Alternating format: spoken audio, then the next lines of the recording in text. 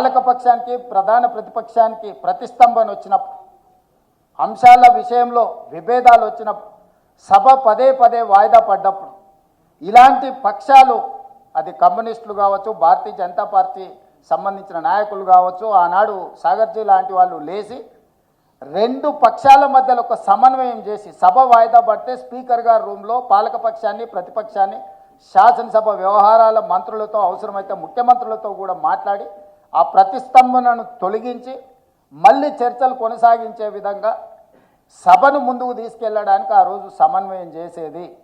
ఆ రోజు అలాంటి సూచనలు సలహాలను ప్రభుత్వాలు పాటించేది. ఈరోజు మా పార్టీ మా ప్రభుత్వం సిద్ధంగా ఉంది.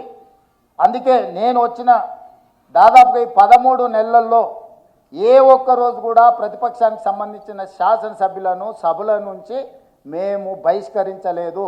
స్పీకర్ గారు కానీ ప్రభుత్వం ప్రతిపాదించలేదు. స్పీకర్ గారు ప్రతిపక్షాలను సభలో నుంచి బయటికి నెట్టివేయలేదు. ఎందుకు అంటే చర్చ జరగాలన్న ఆలోచనతోనే, వాళ్ళ అభిప్రాయాన్ని చెప్పనిద్దాం మనం అన్న ఆలోచనతోటే సభలో నుంచి 13 నెలల ఏ ఒక్క ప్రతిపక్ష సభ్యుని కూడా మేము సభలో నుంచి బహిష్కరించలేదు. ఈ విధానాన్ని ఇంకా ఇంప్రూవ్ చేసుకోవాల్సిన అవసరం ఉన్నది. అదేవిధంగా గోదావరి జలాలకు సంబంధించి చాలా సందర్భాలలో తెలంగాణ ఉద్యమంలో ఇది చాలా క్రియాశీలక పాత్ర పోషించింది. కానీ మొట్టమొదటిసారి ఎడారిగా మారిన తెలంగాణ ప్రాంతం, ముఖ్యంగా ఉత్తర తెలంగాణ ప్రాంతం సస్యశ్యామలం కావాలి అంటే గోదావరి జలాలు ప్రవహించినప్పుడే పాడి పంటలు పండుతాయి, ఈ ప్రాంతం పచ్చగా ఉంటుందని ఇచ్చంపల్లి ప్రాజెక్టు కానీ గోదావరి జలాలను తీసుకొచ్చి ఉత్తర తెలంగాణకు తెలంగాణ ప్రాంతాన్ని అభివృద్ధి చేయాలని మొట్టమొదటిసారి గోదావరి జలాల మీద సాగర్జీని ఈ కార్యక్రమాన్ని తీసుకొని పాదయాత్రలు చేయడం జరిగింది. ఆ తర్వాత పెద్దలు దేవేందర్ గౌడ్ గారు గోదావరి జలాలను, గోదావరి ప్రాజెక్టులను నిర్మించాలని వారు పాదయాత్ర చేయడం జరిగింది. ఆ తర్వాతనే Congress party doctor YS Rajasekhara Reddy గారు ప్రాణహిత చేవెళ్ళ ప్రాజెక్టును ప్రారంభించి ఈరోజు కొనసాగుతున్న ఈ గోదావరి జలాల మీద నిర్మిస్తున్న ప్రాజెక్టుల గురించి మీకు అందరికీ తెలుసు, నేను వాటి లోతుల్లోకి వెళ్ళదలుచుకోలేదు. కానీ ఆ రోజు సాగర్జీ మొదలుపెట్టిన గోదావరి జలాల వినియోగం ఆలోచన ఈరోజు సంపూర్ణంగా పూర్తి కాలేదు, అది మధ్యలోనే ఉన్నది.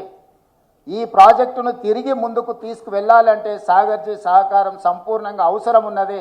గతంలో ఒకసారి గవర్నర్ గారు తేనీటి విందుకు పిలిచినప్పుడు నేను వారితో ప్రత్యేకంగా మాట్లాడిన మహారాష్ట్ర ముఖ్యమంత్రి ఫడ్నవీస్ గారు, ఆ రోజు వారు ఉప ముఖ్యమంత్రిగా ఉండే సాగునీటి పారుదల శాఖ మంత్రిగా వారు ఉన్నారు, వారితో మీరు మాట్లాడి మహారాష్ట్రలో ముంపుకు గురవుతున్న భూమిని కొంత తెలంగాణ ప్రభుత్వానికి భూసేకరణ కింద మనకు ఇప్పిస్తే తిరిగి మనం గోదావరి జలాలను తెలంగాణ కోసం వినియోగించుకోవడానికి తక్కువ ఖర్చుతో ఎక్కువగా, ఇంతకుముందు దత్తాత్రేయ గారు చెప్పినారు, లిఫ్టుల కంటే కూడా సహజంగా వచ్చే వాటర్ని మనం వాడుకుంటే ఎక్కువ ప్రయోజనం ఉంటుంది, నిర్వహణ ఖర్చు తగ్గుతుంది అని. ఈరోజు ఆ గోదావరి జలాలను ఆ రకంగా వినియోగించుకోవాలి అని అంటే సాగర్జీ అనుభవం, సాగర్జీ పరిచయం ఈరోజు తెలంగాణ రాష్ట్రానికి అవసరం ఉన్నది.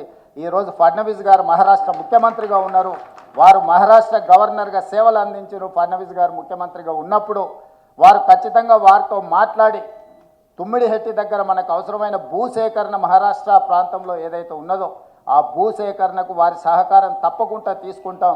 నాకు ఎలాంటి భేషజాలు లేవు. తెలంగాణ రాష్ట్ర అభివృద్ధిలో భాగంగా ఎవరి సహకారాన్ని తీసుకుంటాను, ఎవరినైనా నేను కలుస్తాను.